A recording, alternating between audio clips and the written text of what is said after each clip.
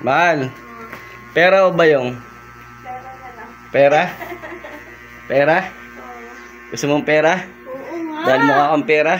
Ay, kailangan ko yun. Mukha kang pera? Hindi. Hindi. Ah. Yun na.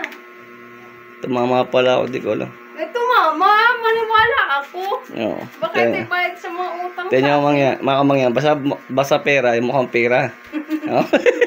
Oo, tingnan nyo. Pag walang pera, nakasimangot. Ang uso ay nasa pakanan. Ay, Oo. grabe. Oo, anong plano mo dyan? Hulog ko sa bangko. Eh?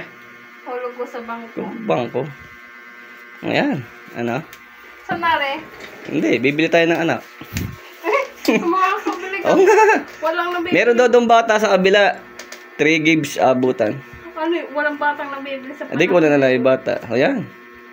Saan nagaling? Abay, tumama nga ako gabi. Hindi ko alam.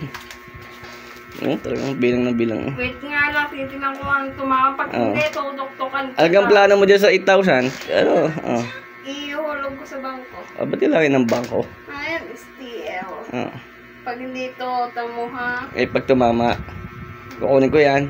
Hindi, akin rin. Alam ko na maging mukhang pera. 4.21.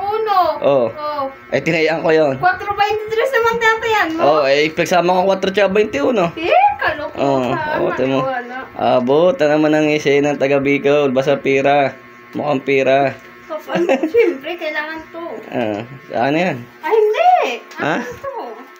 Ayos. Hulog ko sa bangko ang ano. Okay, kwenta. Oh. Akin ng 1,000. Oh, lagi na. Basta lagi kami nabot. 1, 2, 3, 4, 5, 6, 7. Oh, ano yan? Mayroon pa yata dyan. Meron pa, oh. Okay na yan. Yan pa. Yan. Kita namin ngayon sa deliver. Magataya mo.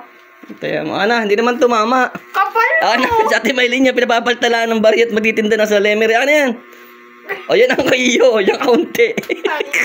Mukhang pira kasi. Pag mukhang pira, mahihaya, naka-vlog. Ano yan? Sabi mo, tumama. Sa ating may linya, pinapapalta ng bariya. Ginusot mo, kanina bagong-bago. Bariya, wala mong bariya dyan. Kulang eh. Kulang. Wala lang dyan Ayan, yan nakita ko ngayon. Bilang. Mukhang pira. Mukhang pira.